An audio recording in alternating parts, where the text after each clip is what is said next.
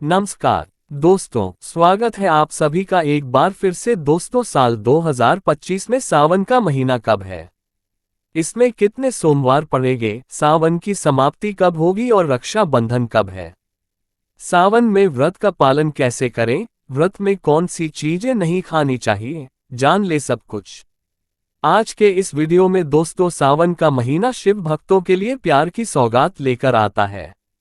यही वह महीना है जिसे हम प्यार का महीना कहते हैं। शिव भक्त बड़े जोर शोर से सावन के महीने का बड़ी ही बेसब्री से इंतजार करते हैं। सावन में भगवान शिव धरती पर आकर अपने हर भक्त के घर में वास करते हैं। सच्ची भक्ति करने पर धन धान्य से घर भर देते हैं। सावन का हर एक दिन बहुत ही शुभ माना जाता है। हर दिन पवित्र होता है। हर दिन भगवान शिव की पूजा की जाती है। लेकिन सोमवार के व्रत की बात ही कुछ और होती है। सावन के बारे में हर बात बताने से पहले आपसे रिक्वेस्ट करते हैं कि वीडियो को लाइक जरूर करिएगा, दोस्तों को शेयर कर दीजिएगा और आपने अभी तक चैनल को सब्सक्राइब नहीं किया है तो चैनल को सब्सक्राइब करके बेल आइकॉन जरूर दबाइएगा। चलिए पहले जानते हैं सावन के इस पवित्र महीने में कितने सोमवार पड़ेंगे और आपको कितने व्रत रखने हैं। दोस्तों, सावन का महीना इस साल 11 जुलाई दिन शुक्रवार से शुरू हो रहा है। इस समय बहुत ही शुभ योग बन रहा है। ये दिन साक्षात मंगलकारी है। इस दिन आप भगवान शिव की पूजा अवश्य करें।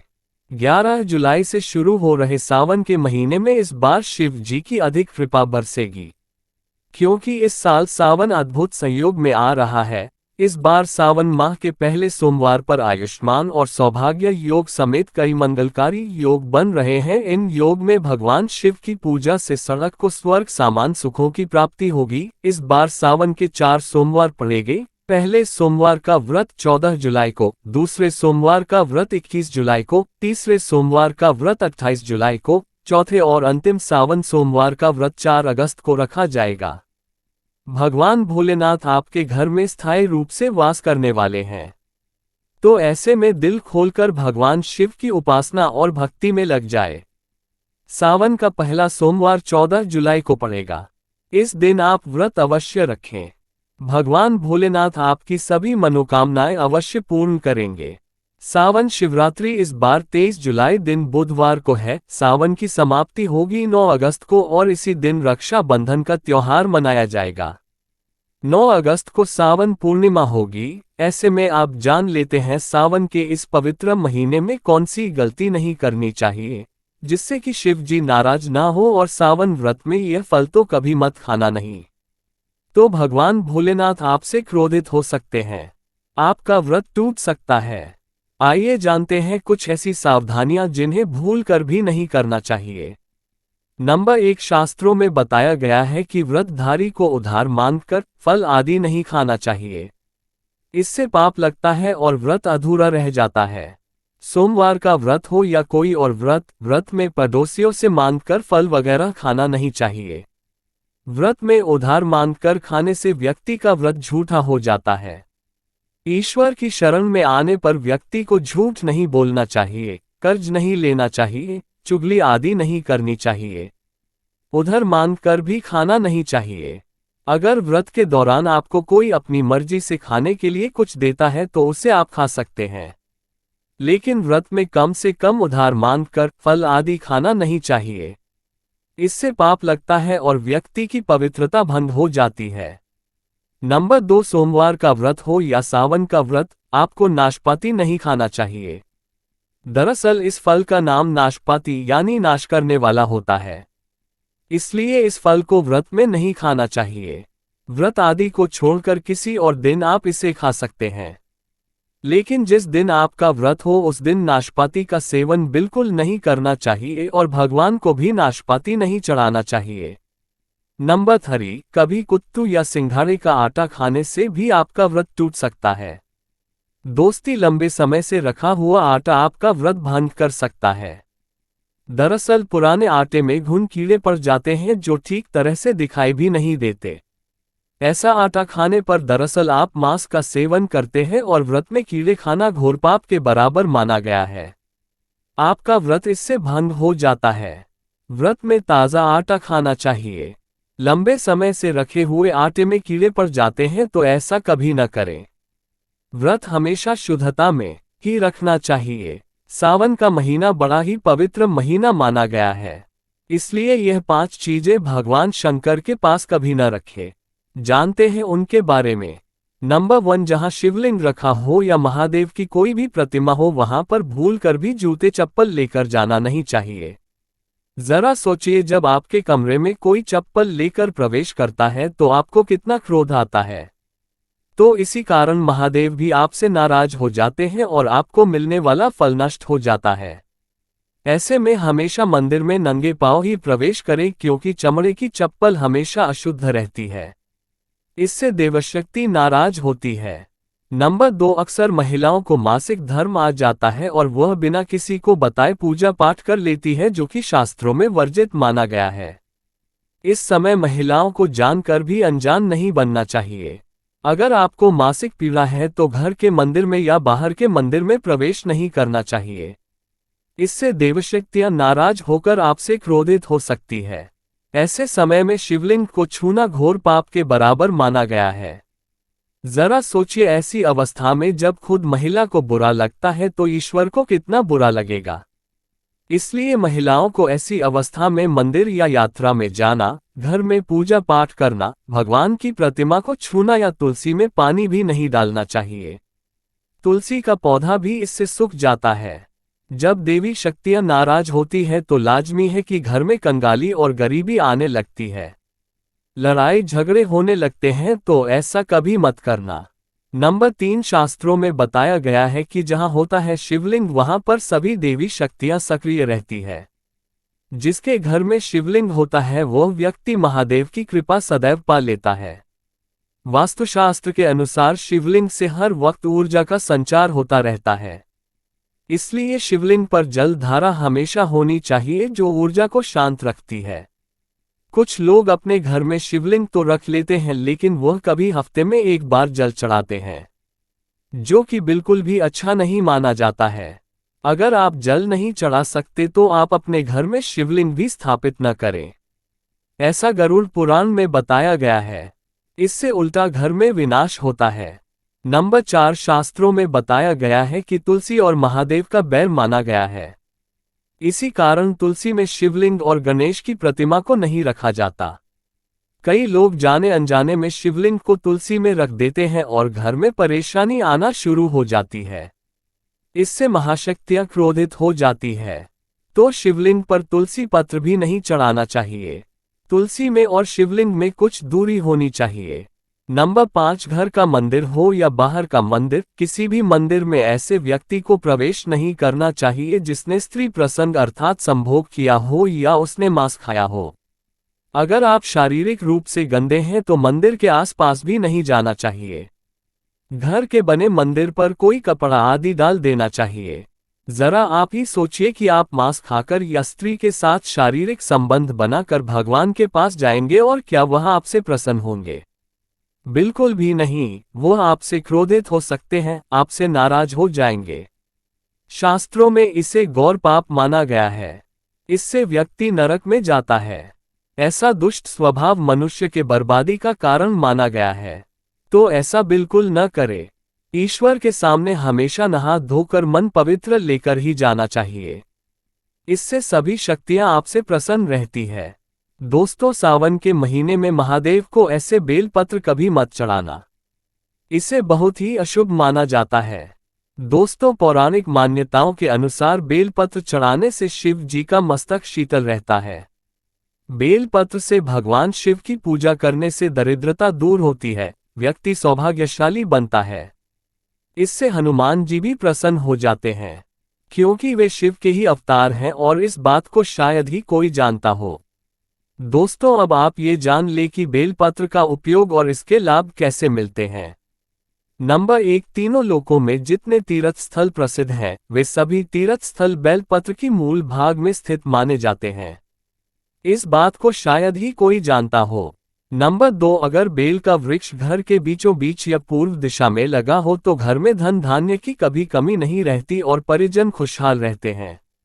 नंबर 3, जो व्यक्ति बेल के वृक्ष के मूल भाग की गंध, पुष्प आदि से पूजा अर्चना करता है उसे मृत्यु के पश्चात शिवलोक की प्राप्ति होती है। अब जानते हैं बेलपत्र से जुड़ी और कुछ खास बातें। दोस्तों, चतुर्थी, अष्टमी, नवमी, चतुर्दशी और अमावस्या इन तिथियों को, साथ ही संक्रांति के समय और सोमवार को बेलपत्र नहीं तोड़ना चाहिए। पूजा से एक दिन पहले ही बेलपत्र तोड़कर रख ले। दोस्तों, बेलपत्र कभी अशुद्ध नहीं होता। अगर आपको पूजा के लिए नया बेलपत्र नहीं मिल रहा है तो आप किसी दूसरे के चढ़ाए हुए बेलपत्र को स्वच्छ जल से धोकर भगवान शिव को अर्पित कर सकते हैं। बेलपत्र में कम से कम 3 पत्तियां होनी चाहिए। कटी फटी पत्तियों का बेलपत्र भगवान शिव को गलती से भी अर्पित मत करना। कटी फटी पत्तियों को अर्पित करने से शिव का अपमान माना जाता है और बेलपत्र का भी। इसलिए बेलपत्र की पत्तियां एकदम साफ होनी चाहिए। दोस्तों, सावन के इस पवित्र महीने में जिस व्यक्ति को 5 संकेत मिल जाए तो इससे ये पता चलता है कि महादेव आपकी भक्ति से बहुत प्रसन्न है और आपको धनी होने से कोई भी नहीं रोक सकता। चलिए जानते हैं। नंबर 1, बैल का दरवाजे पर आना। दोस्तों, नंदी भगवान भोलेनाथ के वाहन है। नंदी को भगवान शिव का द्वारपाल भी कहा गया है। नंदी महाराज को बुद्धि और ज्ञान का प्रतीक माना गया है। शिव के मंदिर के बाहर हमेशा नंदी महाराज विराजित रहते हैं। लेकिन अगर सावन के इस पवित्र महीने में अचानक से नंदी महाराज आपके दरवाजे पर आ जाए और घर की चौखट को सींग मारने लगे, तब आपको समझ लेना चाहिए कि भगवान शिव आपके घर में आने वाले हैं। ये उनके आने का एक संकेत है। भगवान शिव आपकी भक्ति से बहुत प्रसन्न है और आपके घर में खुशियां आने वाली है। आपको धनी होने से कोई नहीं रोक सकता। लेकिन याद रहे, नंदी महाराज को तिलक लगाकर मीठा भोग जरूर खिलाएंगे। नंबर 2, सावन के पवित्र महीने में अचानक से आपके सपनों में अगर शिवलिंग दिखाई दे जाए अर्थात भगवान शिव दिखाई दे तो इससे आपको समझना चाहिए कि अब आपके जीवन से परेशानियों का अंत जल्दी हो जाएगा। भगवान शिव आपकी सच्ची आराधना भक्ति से बहुत खुश है और वह आपके घर में आने वाले हैं। ऐसे में याद रहे, शिव की भक्ति में कोई भी कभी न आने दे। घर को गंदा न रखे क्योंकि आपके घर में भगवान शिव पधारने वाले हैं। नंबर 3, शास्त्रों के अनुसार माना गया है कि नीलकंठ पक्षी भगवान शिव का प्रतीक है। अगर आपके घर में सावन के महीने में नीलकंठ छत पर आकर बैठ जाए तो उसे भूलकर भी मत भगाना, क्योंकि यह भगवान शिव का प्रतीक माना गया है। ऐसे में आपको खुश हो जाना चाहिए क्योंकि भगवान शिव आपकी भक्ति से बहुत खुश है। शास्त्रों में बताया गया है कि नीलकंठ अगर मनुष्य के घर पर आकर बैठ जाए तो ये घर में साक्षात महादेव शिव के आने का संकेत है।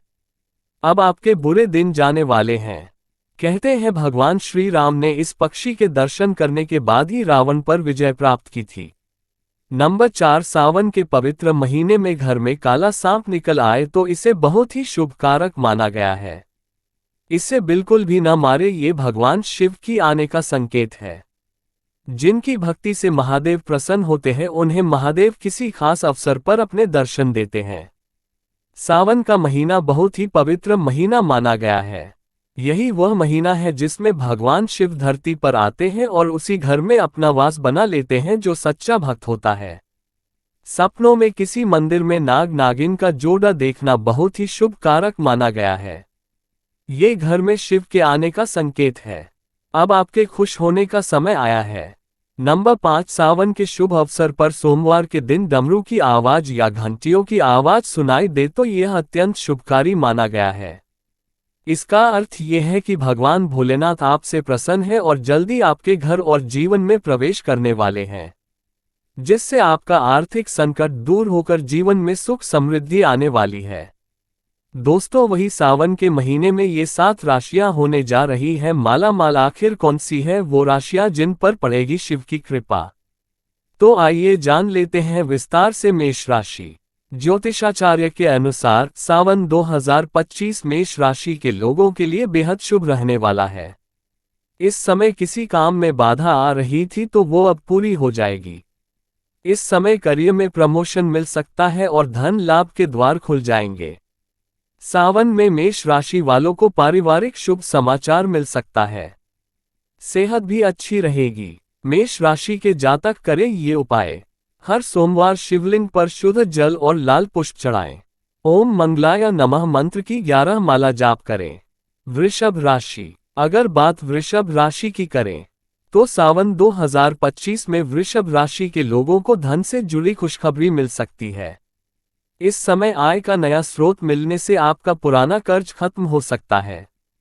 घर में सुख शांति बनी रहेगी।